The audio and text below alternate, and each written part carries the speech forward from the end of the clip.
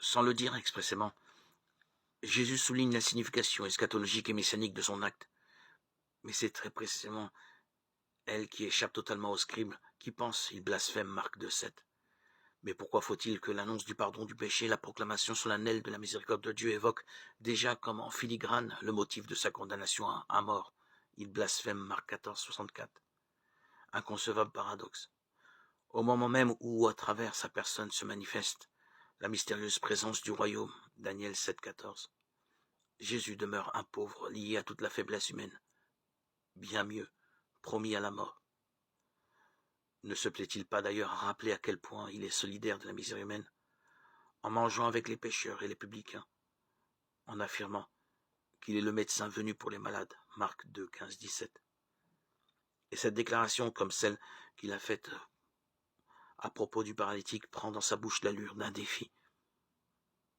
Il entend bien, en effet, par ses paroles et par ses gestes, faire saisir qu'un événement inouï, celui qui fonde une nouvelle économie du salut, fait dans sa personne son apparition dans le monde, et qu'il rend caduques toutes les dispositions de l'ordre ancien, exigeant de tous un comportement radicalement nouveau, mais jamais il ne le dit en clair.